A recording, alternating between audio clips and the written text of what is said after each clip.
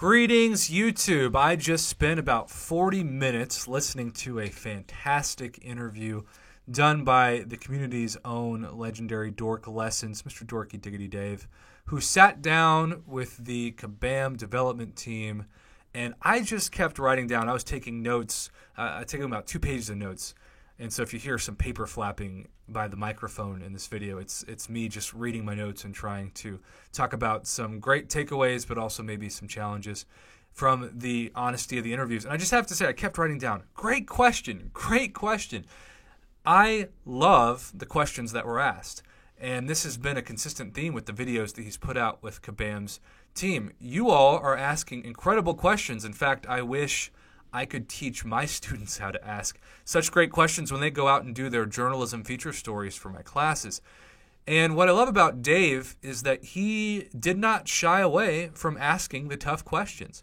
He went in and he challenged them to answer directly some things that maybe weren't the easiest to talk about. And so sometimes, it's easy to think, well, developers are going to give him their time. So he's going to ask a bunch of softballs because if they don't want to talk about something or they're uncomfortable with the interview, they'll just shut down the video. But that didn't happen. And I love that. It can be so easy to think that a company doesn't care about things when they don't talk about them. Because if they don't address them, how do we know that they're thinking about them? How do we know that they care? The assumption can be pretty easy to think that they don't care.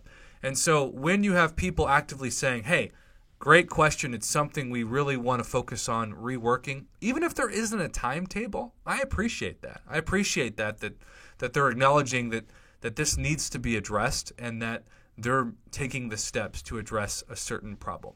So, yeah, fantastic. I also have to say, this is just random. I've only been to Canada once. I'm going back in June, God willing, to the Vancouver area and beyond to host a meet and greet and just enjoy my time with fans and hopefully see some beautiful countryside. And there are certain times where a developer would say a word a little bit different than like an American would say it, and I just found it to be adorable. Like about. I know that might have nothing to do with this video, but I found it to be endearing and I wrote it down and I'm talking about it. Okay, so I have a list of pros and cons based off of my reaction to their answers, and actually a lot more pros than cons. I would say it's about 80 pros, 20 cons, but the cons are significant. So let's begin with the pro. So we know that duels suck, right? We know that the process is archaic and old-fashioned. And if we want to duel somebody like Iron Man, Infinity War, we're just going to say Iron Man for the sake of this. You look up Iron Man right now, and you don't get Iron Man. You get Havoc and Thor and Spider-Man, Wolverine, etc. So Kabam acknowledged in the video that they are actively looking to create Kabam-owned accounts that have the exclusive rights to the name of that champion. So when you're looking for a champion to duel, you just search their name and they come right up. That's freaking brilliant. On top of that, instead of it being like a maxed 4-star, they're looking to make it the hardest champion with, I would imagine, like SIG 200 6-star max rank, or at least a 565 SIG 200, which is also really helpful because if you're trying to duel a champion, not just to fight them in difficult content, but also especially Alliance Quest and Alliance War, you want them to be at their best. You don't want to duel a 4-star unless you're just trying to time animations, but even then, you want the fight to last a little longer so you can get a more realistic idea of what it's like to fight that champion. So dual target, Kabam-owned accounts for training are coming, and they're also looking at a rematch button so that you don't have to research the player and copy and paste the name each time, because that has been a headache since the game started, because duels have been around since basically the inception of the game. So yay, that is awesome. Loved writing that down. One thing that I was surprised to hear is that instead of improving the daily crystals that the lesser solo and the greater solo, the thing about either just cutting them out of the game or taking away some of those solo events that no longer serve a purpose. Now, if they do something more like peak milestones, I freaking love those things. I have been able to rank up so many more champs because of the tier 1 alphas that you get associated with that, along with the units and the energy refills. So all for maybe more peak milestones. But you don't want to be able to take something away without adding to it. And Dave made a really good point about the fact that several players depend on these things for the 25 units that are in this. And we know that it's not just 25 units too, it's the level 1 revives, right? It's even a free health potion goes a long way when you need it. But the 25 units, certainly the best part of this for most players, and you don't want to lose those, but if you have something like a peak milestone, you're still getting the units in the process. So there are ways around it, but their wording of it about it being taken away was a little alarming. That might be just fake news in terms of they're going to replace it. They're not just going to take it away, but we're going to have more details on that. So let's not overreact, but at the same time, it was worth noting that they might take away some of these events because they're no longer useful in their eyes in where the game is currently. I'm going to go ahead and get this out of the way. The only main part of the interview that I had real issues with was the team talking about the economy of the game and specifically how they don't want access to 5-star champions too fast when players are starting. And Dave brought up a really good counterpoint that, hey, if you just spend a bunch of money, you're still going to get those champions. And they pushed back on it, and I didn't agree with their pushback. So basically they said that if you get 5 stars too fast, then they're worried that players are going to get bored and want to quit because they're not being challenged. I mean, that's a bunch of BS. Because let me tell you, I've got 565 champions I've been playing for 4 years, and I still am being challenged constantly by so much. I haven't even, thought about going to the Abyss yet because I'm going to need at least 3 changes of underwear before I even begin to open that thing. But like Act 6, for example, you're telling me that they're not going to find challenges for Act 5 or Act 6 whenever they're quote-unquote cruising along? No. If they were being honest, I truly believe the answer would be, look, we have certain deals, certain offers that we want to remain relevant when players are starting out. I've done stories on my channel recently about some of the most bizarre in-game offers that happen to newer players now when they start their account. And it's everything from really great deals on like a 3-star Deadpool, which would have cost us an arm and a leg back in the day, but now costs almost nothing, to like spend an Odin and get a crazy amount of 3-star crystals and 3-star awakening gems and 3-star sig stones that you don't want people to bypass. So Kabam wants to make money off of newer summoners buying things that give them chances for 3 and 4-star crystals, not just 5 stars. And so when they say the economy of the game, I really think they're talking about the economy of their wallet. And I'm not saying that as a criticism, believe it or not. They're a for-profit company that still wants to make money. And so I get why they wouldn't want to just lose all the revenue they make from specials that involve 3 and 4 stars. But the idea that 5 stars, if you get them too fast, you're just going to get bored because you're going to be clearing content too fast. I think it's the opposite. I think they're going to actually love the game more because they're going to be causing this crazy awesome damage in Act 1, Act 2, Act 3, and you're going to think, oh, this is how the game always is. And then there's going to be that humbling point where a certain node or a certain champion or a certain fight makes them realize, oh, yeah, I'm still going to get wrecked. So that's my counterpoint to that, and I did write that down. I think it's about profit for them. So when they talk about the economy of the game, they're talking about the economy of their profit margins. Okay, now let's talk about another really positive thing that was covered a couple of times in Dave's video. So one of the most frustrating parts of this game is swapping between mastery setups because you can't do it right now. So if I wanted to take off these suicides and let's say, Lord help me, I decided to do Alliance War again and didn't want to have suicide masteries for defense, or probably the most popular example of this right now is how often I've seen my fellow incredible content creators and summoners have to swap out masteries for certain fights in the Abyss. It is very expensive, and it's also very time-consuming.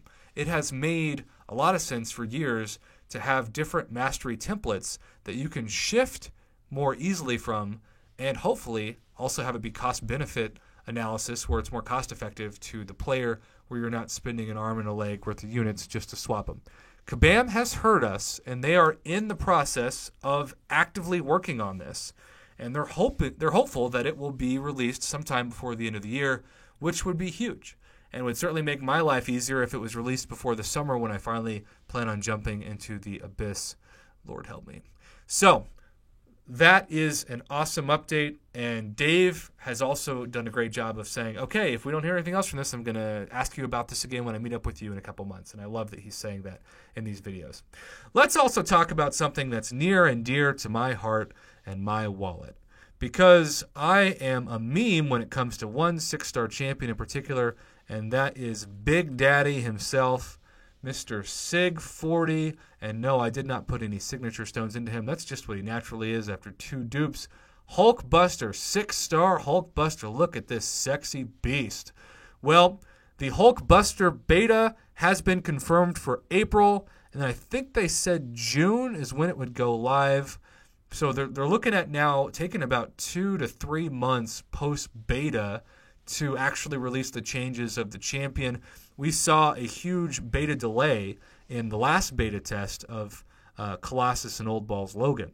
So I guess they're matching that timeline now, but that was great news because I know several of you have pulled 6-star Hulkbusters because you send me your pulls with tiers. They did say, predictably, that they want him to be a beast mode defender, but also have some fun offensive, quote-unquote, new tricks. I don't know what that means, but I like new tricks. So yay. That's a great update. The next thing I want to touch on is the Nexus Crystal dilemma, because Nexus Crystals, not Focus Crystals, are the best part of 2019 in terms of the development of the game. And we have seen them this week for $5 in the Grandmaster variety for those of you who are uncollected and above. So they are continuing to do what we thought they would and reserve these Nexus Crystals, especially in the higher star variety, for mainly whale opportunities, for days to make money, either by spending a bunch of units and time clearing the hardest content like Abyss, or more recently, Cyber Weekend, July 4th, the major sales that they expect summoners to spend hundreds of dollars on. That makes sense, and I expected that to be the case. But it's tough because when you get used to choosing 3 different champions and then you go back to the normal crystal, it's like going from 4K resolution to a VHS tape. So I get why they are doing that, but it's still, a bit frustrating.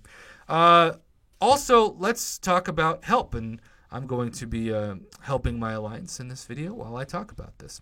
So the help button, we've talked about a help all and the need for this. They did talk about in past videos how a help all button would probably crash the server or cause so much of a server upload that it's not possible. I kind of believe that, but that also just kind of sucks. So as I continue to tap the help button, they did say that they're looking at making it to where asking for help is automatic after the arena fight is concluded, which would help. But they did say, and this is a negative, that they have no plans right now for a 5-star basic arena, and their explanation for it made 0 sense. Because they said they brought up a 4-star basic arena because the game used to be more about 4 stars back then. It's like, well, now the game's more about 5 stars, so wouldn't that justify the inclusion of a 5-star basic arena, not the exclusion of it?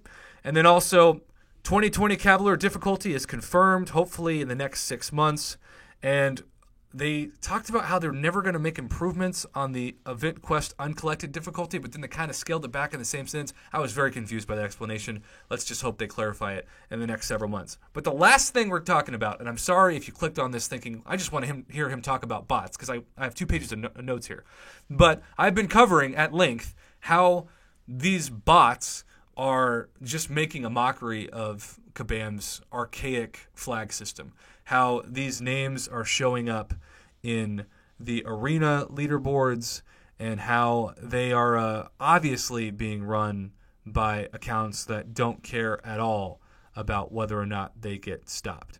So there was a discussion that they are watching and that in the work is a huge, what they call bot initiative to catch these. But it does remind me of a line at the end of Batman Begins where they talk about how if you get semi-automatics, then the criminals are going to get automatics, where every time they improve their software, the geniuses behind the software of the bots are just going to improve theirs.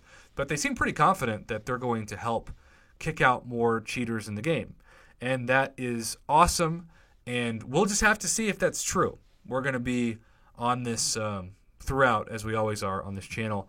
And then they talked about a really interesting concept toward the end, that maybe they're going to start rewarding more loyalty the longer that you're in an alliance. This is a brilliant idea. I've never thought of this, but the word loyalty involves lasting power, right? Like staying true to the people that you're around. And this would actually help alliance leaders who constantly have to find new recruits if you had more incentive to have people want to stay. And that is one of the best things to come out of that video. Also, they teased, and Dave's already seen them and he vouched for them, major dungeon improvements that might make it the most fun content out of anything, which Battle Room Best Team is Katie Candy. That just makes me even more excited to jump into a dungeon with you. I usually do like 3 to 4 minute videos. This is 16 minutes, so I know it's longer than usual, but sometimes you tell me that you're driving in a car and you want it to be like a podcast, so if you only like short videos, you're probably not going to click on this anyway, but for those of you who like longer videos, I hope that this satisfied your enjoyment of, a kind of a different video. Regardless of whether or not you liked or hated this video, you do everybody a disservice, and certainly Dave a disservice, if you don't go to his channel and watch that video. Huge shout out to him. Great interview, great journalism. I appreciate the honesty by the Kabam developers. For the most part, they didn't dodge questions. They tried to answer them head on, and I respect that a lot. It was nice to also see a face and a voice to the team versus just, forum posts and Kabam different names of the team. So there you have it, YouTube. We're going to end this video here and just say thank you for watching, and most importantly, thank you in advance for going to watch it if you haven't, the Dork Lessons video that this entire video was based off of.